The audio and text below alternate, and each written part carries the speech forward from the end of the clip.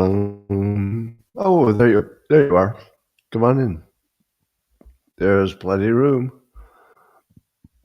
Come on in for the Tuesday morning that you deserve. Well, it looks like the stock market's up a little bit. Nothing to be too excited about, but a little bit. Let me get your comments working, and then we'll see what's what. Uh-oh. What was that? Uh-oh. It's a cat. A cat has visited my office and will be torturing me any moment now.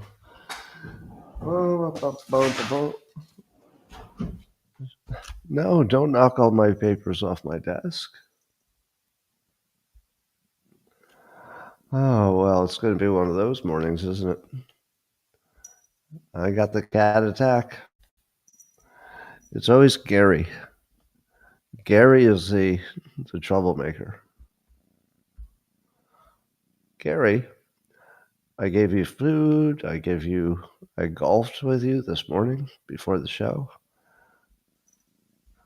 My indoor putting green, which you miss if you're not a subscriber. All right. I'm going to do my show, cat or not. Did I scare you? All right, well, hang in there.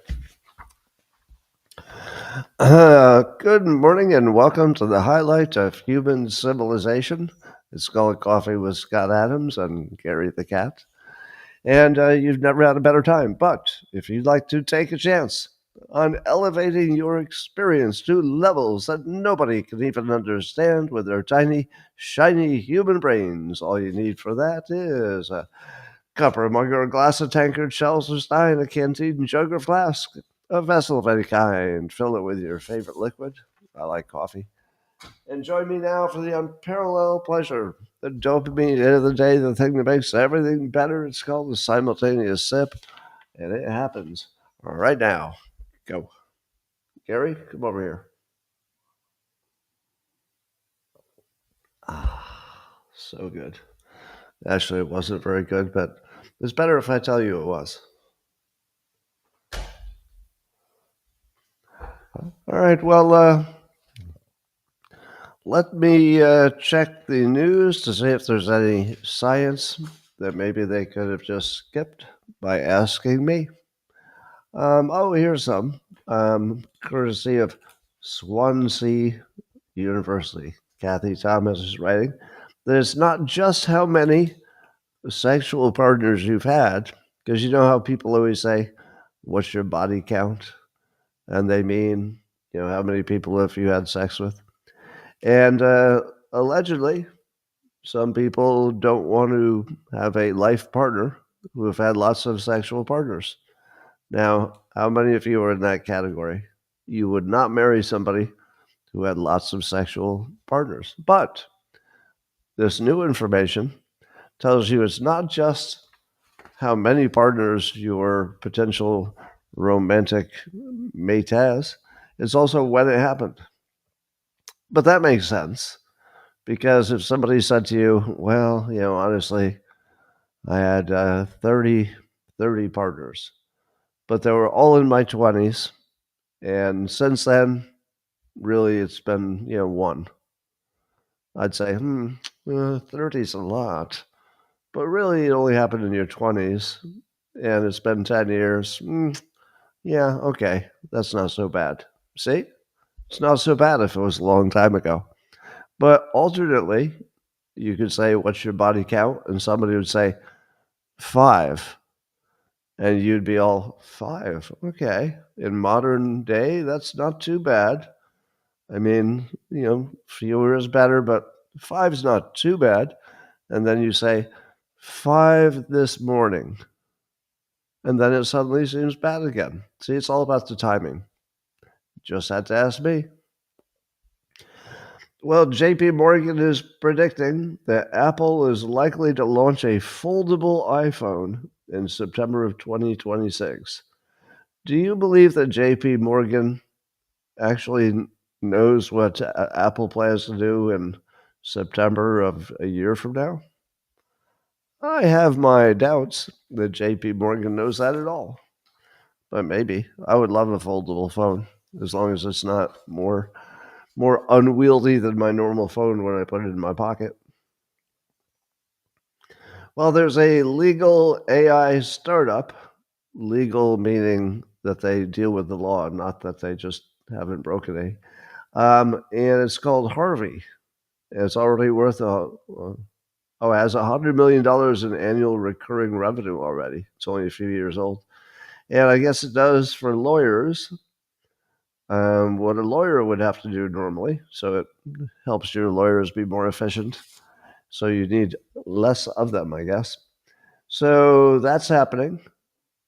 So it does make sense that the legal profession, which, if we're being honest, the reason that the law is as complicated as it is so that lawyers can take your money. Because I'm pretty sure if the law said you must simplify everything you say in a contract, that you wouldn't need nearly as many lawyers. But AI can do all the complicated stuff, so lawyers won't be able to say, well, you'll never be able to do this on your own, so I have to do it. You're going to be, well, I could just show this to ChatGPT, and it probably tells me what to negotiate, what to accept. So I do think the legal domain, maybe half of it will be entirely just decimated by AI. Maybe half. I think there's going to be a half that AI can't do, a little bit more human oriented. But maybe half of the legal profession will go away. Well, apparently, American Eagle stock, that's the company that Sydney Sweeney did her commercial for. You all know about that. And Trump said some positive things about the company, and their stock was up 20%. Some said 23. I don't know if it's still up today, but the stock is up. You know what the weirdest thing about the Sydney Sweeney having good genes commercial is? We all just sort of accepted that she's a skinny woman with large breasts. Do you know how many skinny women who have large breasts got there because of good genes as opposed to good doctor? Now, there is no indication that Sydney Sweeney has had a boob job. There's no indication that she doesn't say she has. There's nobody else has either. And indeed, she said that she had big boobs when she was in high school, and it was kind of a problem. To which I say, there was something I learned in my 20s, and I'm going to stick with it. And it goes like this. There's no such thing as a skinny girl with big tits. not organically. There are plenty of them who got surgery, which, by the way, I'm not judging. I have no bad things to say about it. If it works for you and you want it and it looks good and you don't have any side effects, great. But am I supposed to believe that she's the world's only skinny chick with gigantic boobs and it just happened because she has good genes? No. I'm sorry. I can't go that far. Well, that could be the end of my show because I've got a cat laying on my notes who seems very, very happy being there. All right, but I can pull my notes out and she'll never even notice. Anyway, but like I say, she might be the only one who just has natural different genes. Maybe. Well, Tesla has decided that they've got some kind of a pay deal with Elon. That they were going to give him many billions of dollars, and some Delaware judge decided that he didn't earn it, so he didn't get it. But now Tesla has decided to give him 96 million shares of Tesla, which would be about $29 billion worth of value based on current stock price. But 29 billion might seem like a lot. Is that a funny statement? 29 billion, it might seem like a lot, but it's less than the 50 billion that he was actually contractually entitled to. So we'll see if anything happens there. Meanwhile, in other news, Gary, in other news, uh, NASA Chief Sean Duffy has announced plans that they're going to build a nuclear reactor on the moon, the U.S. is. So we're going to be racing China, mostly China, I guess, to be the first country to have a nuclear reactor on the moon, because whoever gets that going first is going to be able to do a base, and whoever does the base is going to have some military control and functional and economic control of the moon. So let's get those nukes up there, huh? Shall we? And then I saw a compilation clip yesterday of, how many of you remember this? Do you remember the 2016 election cycle? And then Trump gets elected, and then every time you turned on the TV, the bad Democrats were saying, and I quote, the walls are closing in on Trump. Do you remember that? And so I was watching a compilation clip of it from back in those days. It was just one weasel after another. The walls are closing in on Trump. What it usually meant is the Russia collusion hoax. And given that we know that they knew, at least the insiders knew it wasn't real, how many of the other people knew it wasn't real? I feel as if everybody who used that phrase on TV, the walls are closing in on Trump, because you and Brennan used it, it feels to me that revealed their entire network. It feels to me that if you just did a replay of all the people who used that phrase, the walls are closing in, you would know all the people who had illegally, been part of the plot. Because it's just too big a coincidence. And now we notice that all the bad people have moved to Trump as an authoritarian, and I'll bet it's the same phenomenon, that there's a bunch of insiders who have colluded to say, all right, we're all going to say that it's this or it's that. We're all going to say authoritarian. Now, can you correct me on this if I'm wrong? There's nothing like this on the right? Because nobody has ever come to me and said, all right, now we're all going to say this. I've never heard that. And while it is true that people on the right will end up saying things, that they heard on Fox News and things, it's not nearly as bad as this, where they just sort of mockingbird say they repeat the same thing. He's an authoritarian. And the fact that they're calling him an authoritarian for firing the head of the Bureau of Statistics because she was completely wrong on her statistics. Isn't that usually why people get fired? All right, we're going to hire you to be the head of the Bureau of Labor Statistics, and your main job will be to tell us how many new jobs were created. All right, got it. If you're off by 10,000% and the entire news cycle has passed before you correct it, we're going to fire you because that's not really good in the statistics. Wouldn't that be fair? But we're pretending that firing somebody for being consistently completely wrong about the only thing that they're there to do, which is present statistics, that's not a problem.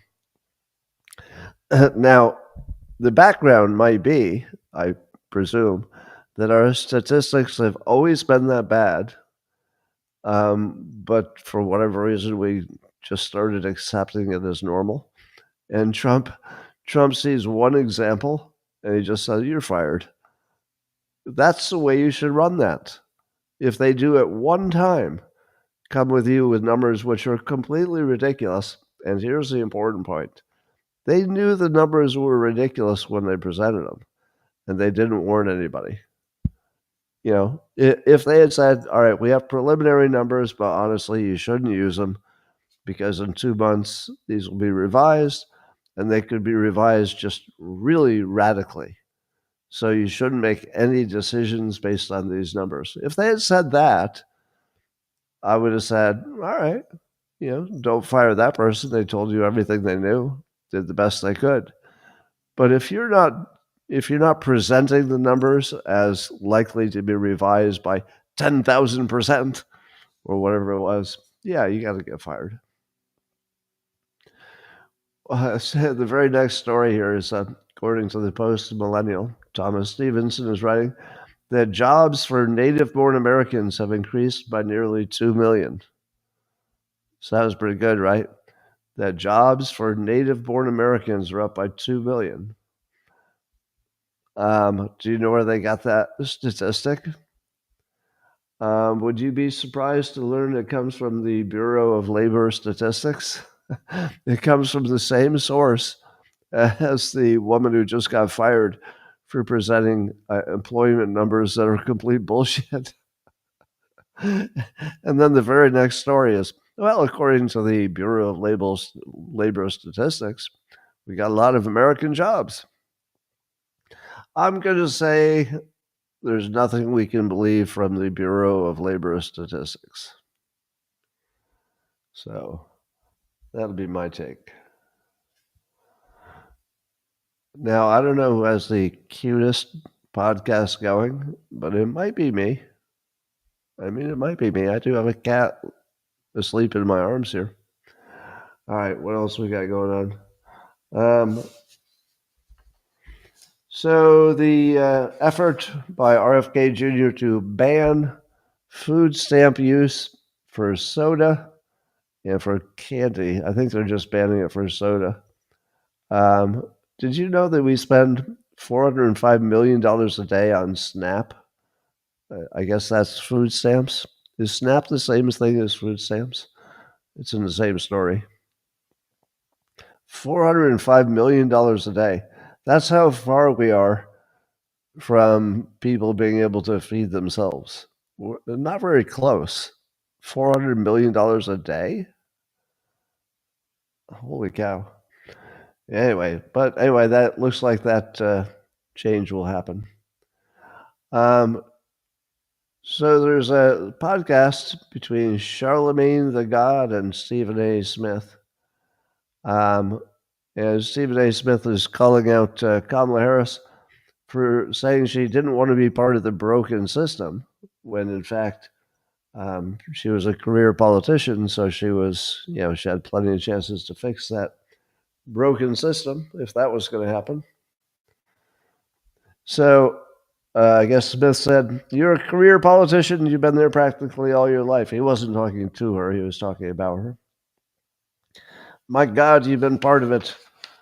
And now you're saying it's broken. That means you couldn't do so much to fix it when you was in it." The system was broken long before Donald Trump got into office, Charlemagne said. Well, how many think that's a good point? That she was in the system and failed to fix it. The system that's broken is just that anytime you have a complicated system and lots of people involved and lots of money, it's always corrupt. That's it. What exactly was she supposed to fix? Was Kamala Harris supposed to single-handedly fix the part that the world is full of corrupt people who will take any opportunity to steal shit? What was she supposed to do? That's not really an insightful comment. No, there's not really any chance that Kamala Harris could have fixed what was broken about the system. It's way more broken then one person could have, tweaked a few things and getting it going again. Um, and then separately, Charlemagne was taking a phone call from a caller who was saying some good things about Trump. And the caller said, I feel like this is one of the first presidents that's actually doing what they said they was going to do. And by the way, I feel like we should just accept that the words was and were should just be used interchangeably instead of being all pedantic about it. like this sentence. I feel like this is one of the first presidents that's actually doing what they said they was going to do. Now you know exactly what they mean, right? So why is it, wrong to say was and right to say were when you know exactly what he means? I feel like we need to loosen up on that. Anyway, so the caller says that Trump was doing everything he said he was going to do, and Charlemagne corrected him and said, well, no, not necessarily, because Trump said on day one he was going to bring the price of groceries down, and he didn't do that. And the caller says, everybody everybody know in your right mind there's no way somebody can do something instantly. And I think to myself, did somebody really have to explain that to Charlemagne? That when Trump said, I'll end the war in one day and I'll bring down egg prices in one day, do, do we really have to explain it that didn't literally mean one day? And here this caller, I love the way the caller says it. Everybody know in their right mind there's no way somebody's going to do something instantly. Right. Exactly. Everybody in their right mind knew that he just meant it was a priority. Did he treat it like a priority? Well, what are you going to do about it? I mean, he did all the things you can do something about it. He went after the eggs. He did lower the price of gas. But inflation isn't exactly the kind of thing that you can deal with instantly. So, I'm not even sure exactly what the government can do in general, except not make terrible mistakes. All right. Um, I've been watching some videos of Democrat Senator Elizabeth Warren backing Mamdani, Zoran Mamdani, who's running for mayor of New York City. And I'm liking. I heard Jesse Waters use it. I don't know if he came up with it, but Kami Mandami is a pretty good nickname because I just want to say it, Kami Mandami. So that's very effective. Good job, Jesse. But Elizabeth Warren is all in on his socialist agenda. And she is wise enough to know, as are most of the Democrats, that he kind of solved the puzzle. And the puzzle was, is there anything that Democrats can say that will be, persuasive to voters? And the answer is yes. The affordability approach that Mondami is using absolutely is the right approach because it's easy to understand, etc. The problem is that how do you actually do the affordability? Well, he's got a bunch of ideas that we know always fail. Or we think we know that. We think we're that smart.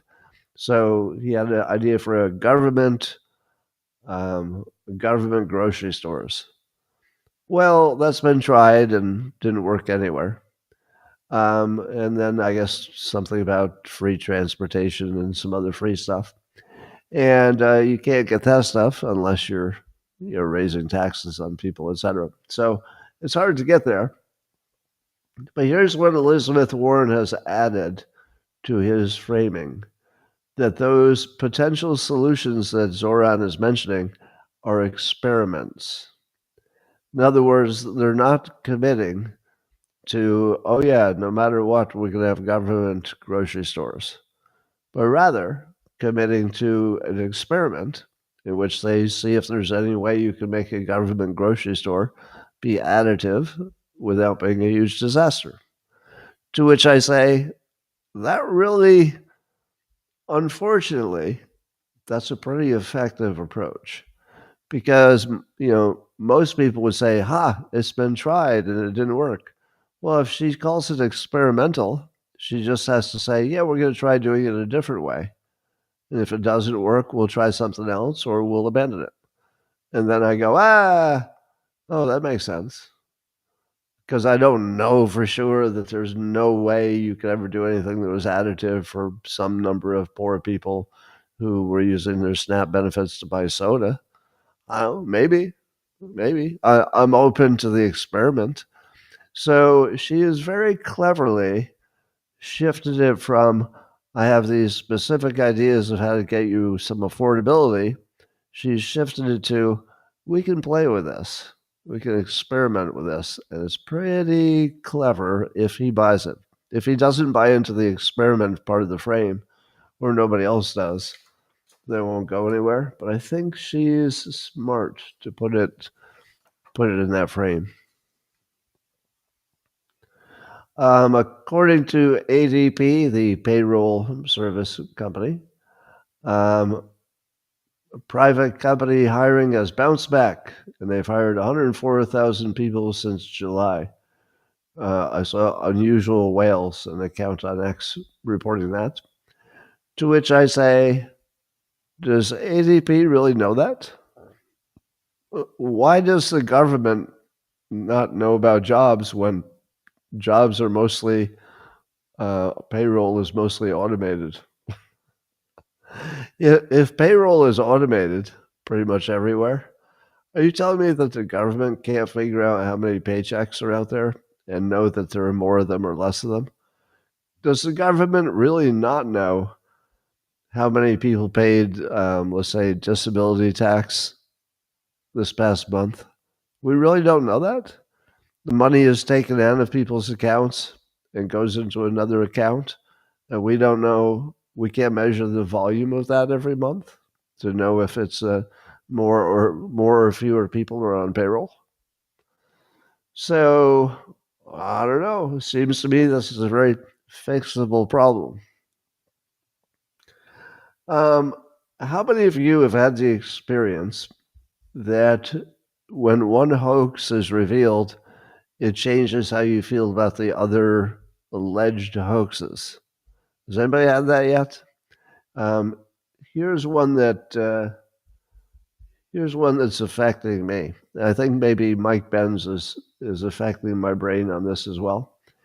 If we did not know, and we do know, that the Russia collusion hoax was orchestrated by the CIA, and the FBI, and the highest levels of our elected officials. If we didn't know that that all really happened in the real world, would you be willing to believe that the two assassination attempts against the president may have had a U.S. government connection?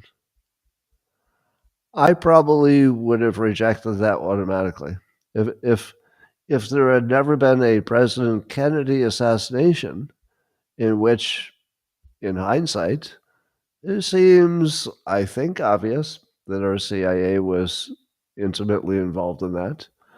If you had never heard of that, it would be pretty hard to imagine that it could ever happen again, or for the first time, in your opinion, if you didn't know that it happened once.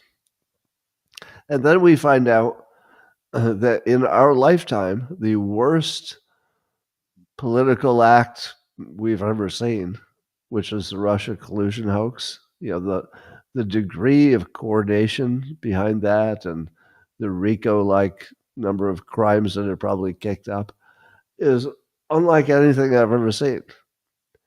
And then I hear Mike Benz say that Ruth, Routh, the guy who hid by the Trump golf course and got caught before he fired, that he apparently had some State Department connections. All right. Well, Maybe that's a coincidence, right? You just had some State Department connections. I mean, you have some State Department connections, right? Don't you? Don't all of you have? I don't. No, you don't. You don't have any State Department connections. But apparently he did. And then the shooter at the Butler event, Crooks was his name. He had these encrypted apps, which seems a little weird for a loner. He was weirdly successful in his operational endeavors, weirdly, because it turned out that the Department of Homeland Security, which was a sitting in for the Secret Service, so Secret Service was spread thin that week because they had different jobs they had to handle at the same time. So the Department of Homeland Security, at least one subset of them, stood in to do extra security, and then everything went wrong. Did you know, Mike Benz reminds us, that apparently crooks would often go to a gun range that was the same one that the Department of Homeland Security typically used, or at least one department within it.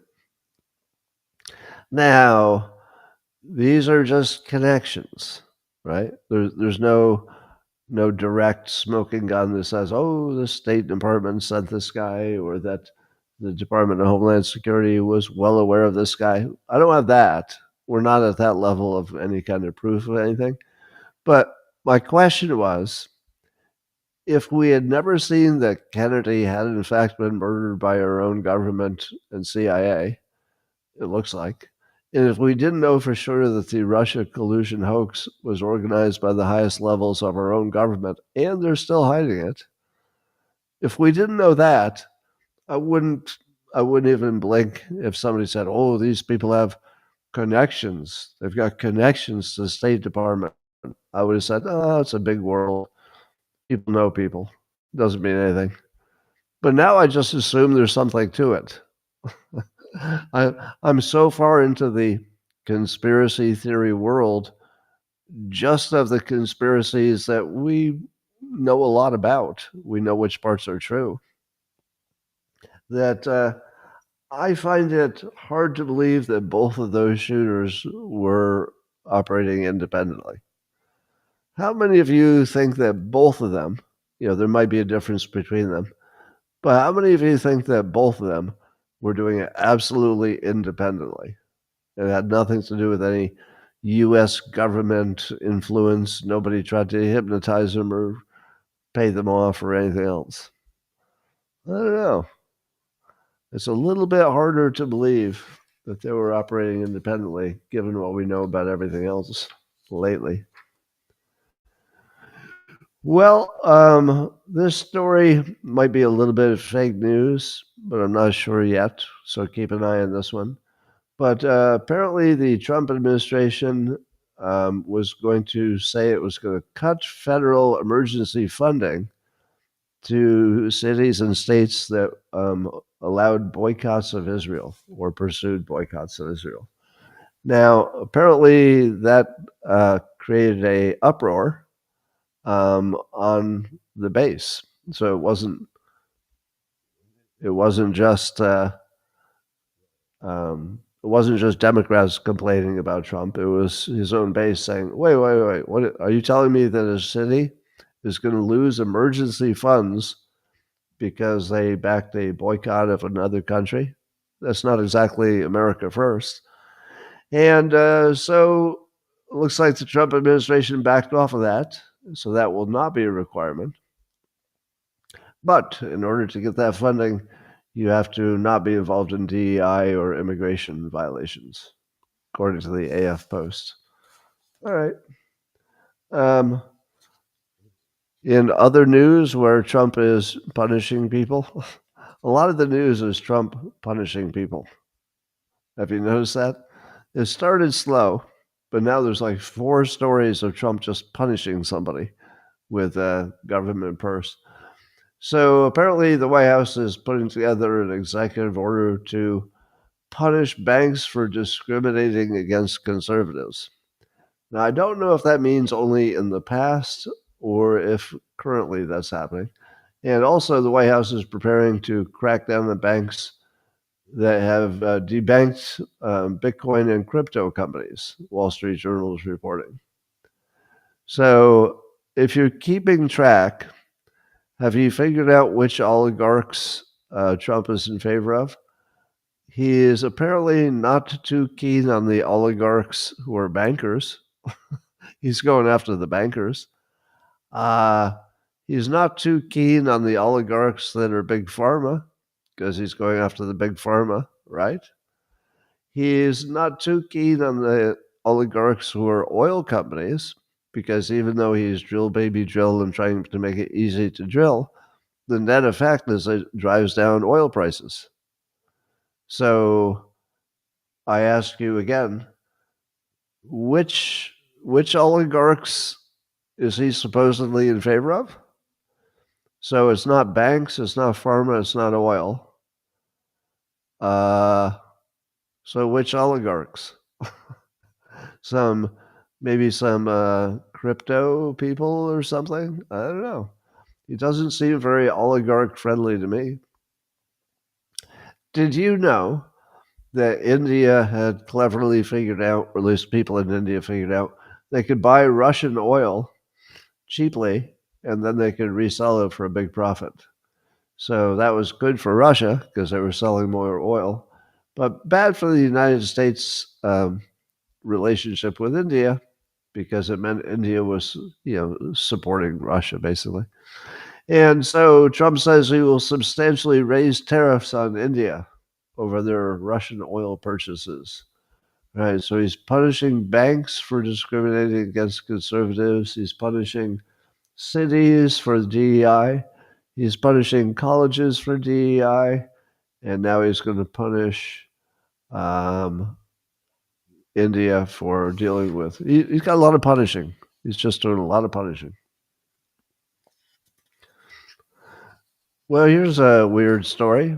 So you know that Murdoch owns not just the Wall Street Journal, but also owns the New York Post, one of the few conservative outlets. And now the New York Post is going to expand to California. So there's going to be a California Post. Now, what would be a less obvious thing to do than to start a new newspaper? How do you make money starting a new newspaper in 2025? Well, it could be that it's not so much a newspaper revenue play as it is controlling the, controlling the narrative. Most of the news in both newspapers presumably will be the same, but maybe Californians will not read something that says New York Post on it.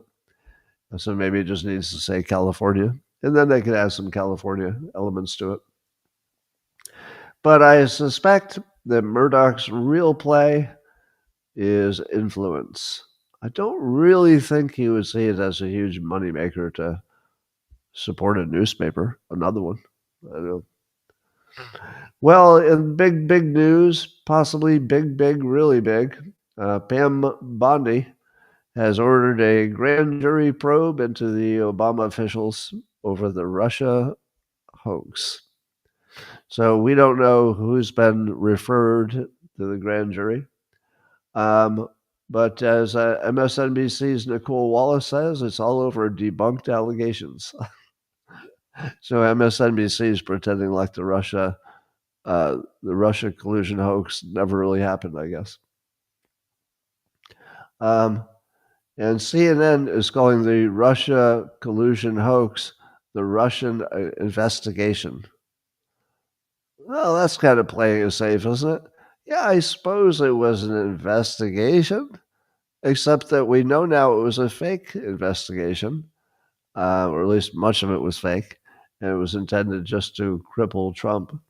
So CNN calls it a Russia investigation, not a hoax. It was just an investigation. Didn't go well. So, given that we know that grand juries, once they're formed, they almost always indict because they don't have it's not a real competitive system where all the evidence is shown and everybody argues everything. So you usually don't even do the grand jury unless you know you're going to get an indictment. And you usually do. So we are at a point where some very high level people are very likely to be indicted in how long is it going to take? Maybe a few months. So things are going to get really interesting. And as other people have pointed out, sometimes the process is the penalty. So you would take these people out of their normal lives and have them, open up their piggy banks to pay for, ungodly expensive lawyers, and their reputations will be dragged down, and their businesses will suffer if they have side businesses, etc.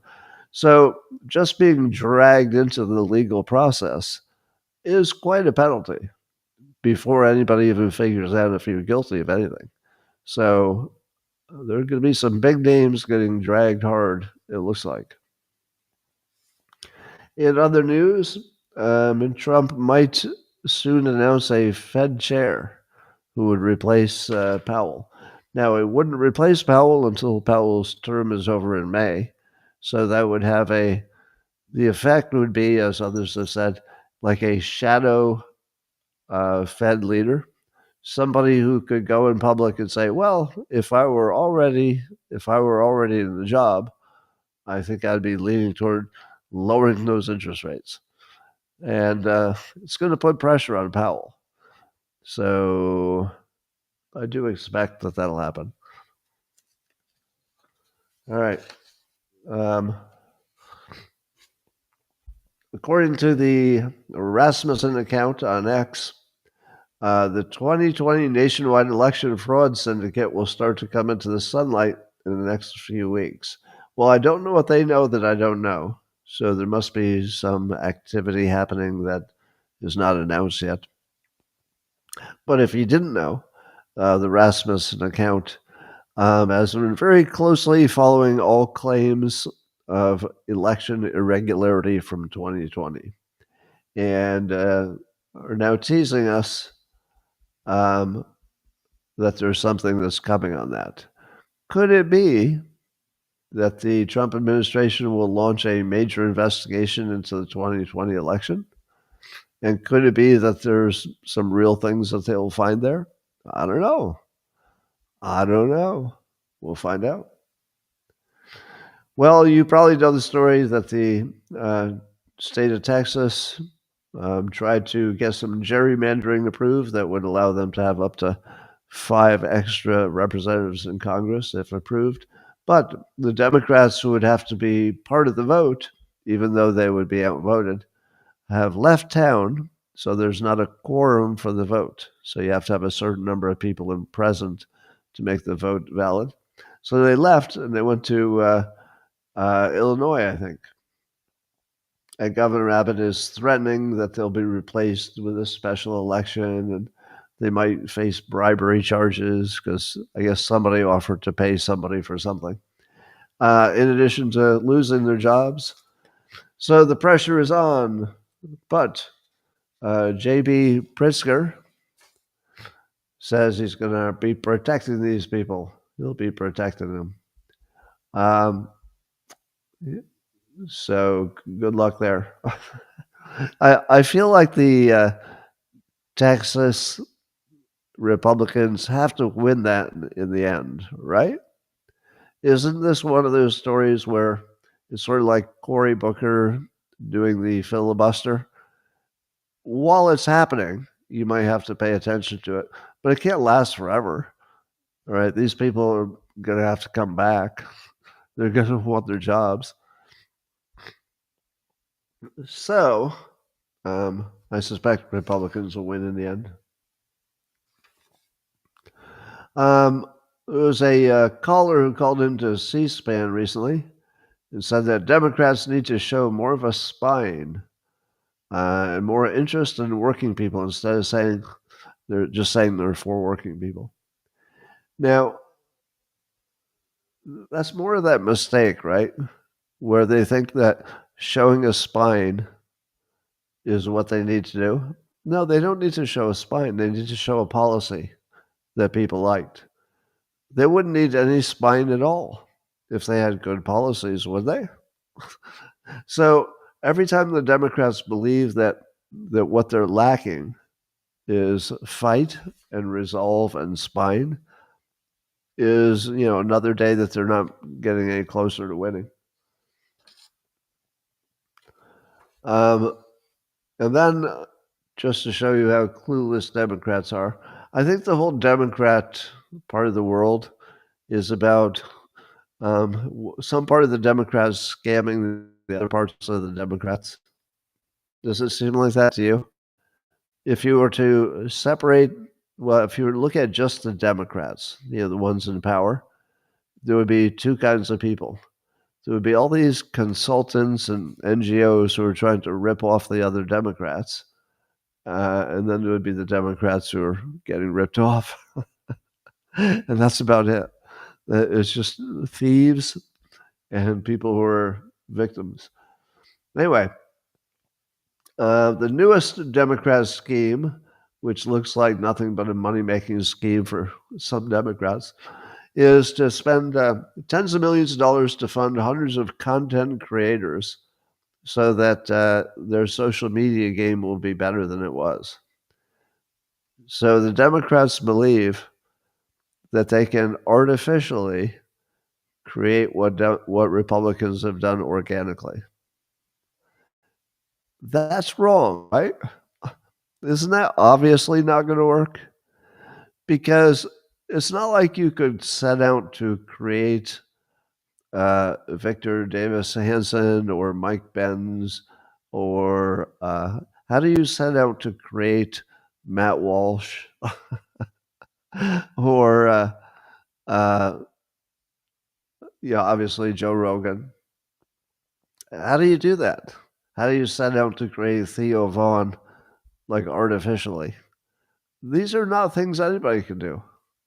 The thing which I think Democrats are failing to recognize is that for reasons that I don't even understand completely, it may be the common sense theme of Republicans, maybe, but it seems to me that the smartest, most capable people all just sort of gravitated to one side.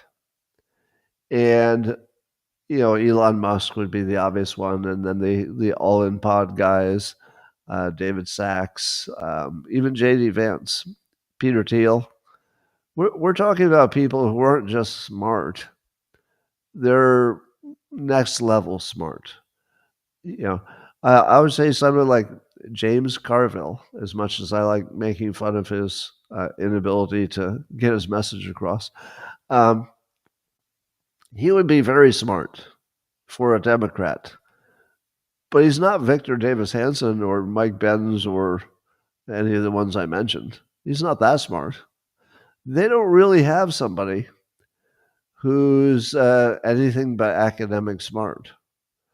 And it seems like the Republicans, for whatever reason, I don't even know what the reason is, seem to have attracted all the people who are not just regular smart, but I don't even understand how you could be a human being. Do you ever listen to Victor Davis Hanson? And he's talking about any topic and putting context on it. And the whole time you're listening to it, you're thinking, how does he even know all that? How do you know all that? And you listen to Mike Benz, and he can talk for 3 hours. And the whole time you're going, how do you know that? How do you know that? Come on. How do you know that? And he does know that. I mean, he really does know it. So who on their side is doing something like that? The closest they got is, what was it, Ezra Klein writing a book about all the things that they're doing wrong. I mean, that's a very capable piece of work, but he's not really in the same domain with what the Republicans, put together organically. Well, they didn't even put it together. It just happened organically. And if I may, who on the Democrat side has my understanding of persuasion, right? Now, I don't believe there's anyone. I don't believe there's anyone on the Democrat side who can do what I can do, which is tell you what works and what doesn't work, and so you can do more of what works. So somehow the most capable people just ended up in one place, and the Democrats just can't see it because that would allow them to. If they saw it, they'd have to admit that there's a gigantic brain power difference driving one side versus the other. I see you making suggestions, but I'm not going to agree with all those names. Yeah, okay. There's another one, Megyn Kelly. Who's the Democrat Megyn Kelly, right? Who's the Democrat Molly Hemingway? I just realized that I was being super sexist when I mentioned the people that were all male. But you can throw in Molly Hemingway. You can throw in Megyn Kelly. Unusually capable people. They're not just normal. These are very unusually. Miranda Devine. Unusually capable. Very capable. All right. Apparently, the Kremlin. Oh, one other thing. So apparently, the Israeli government, Netanyahu, has said that they're going to occupy the Gaza Strip. I think that's official. The news is reporting it. Occupy it means they have no plans of ever returning it back to the Gazans for, to form some government. They're just going to own it. It will just be part of Israel. Now, name all the people who predicted that before today.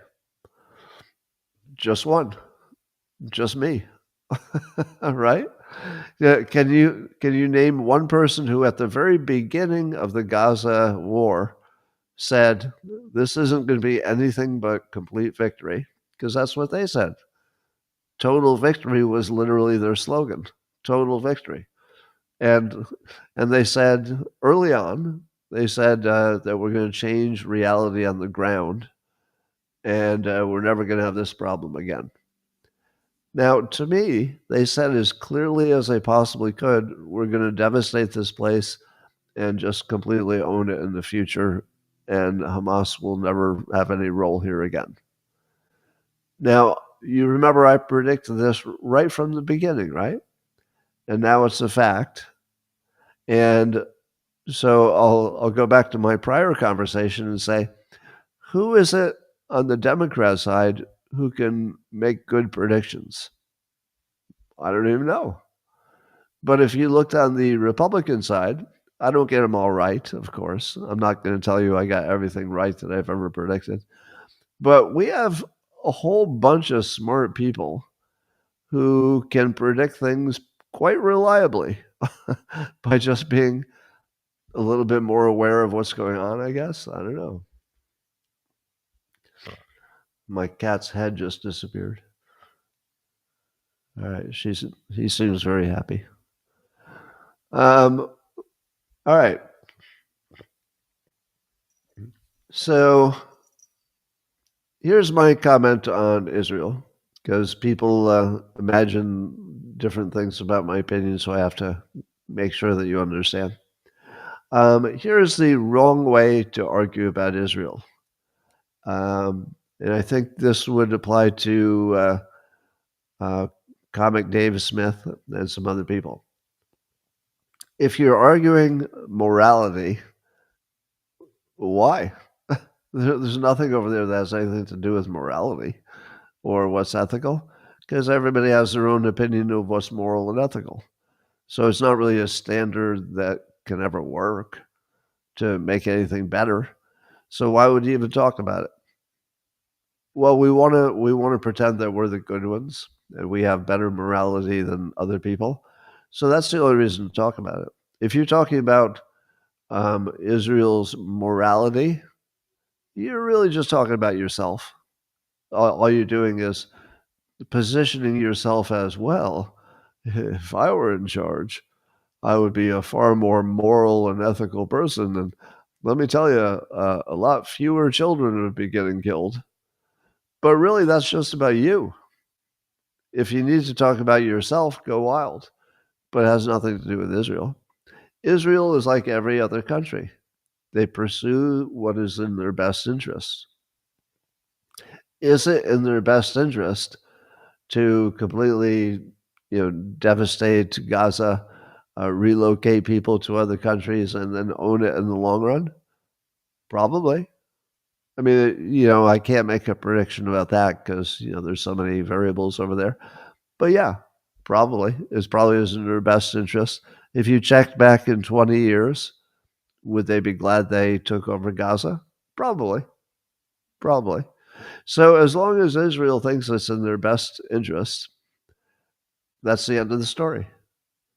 Now we might say, but we don't like it's not in our best interest.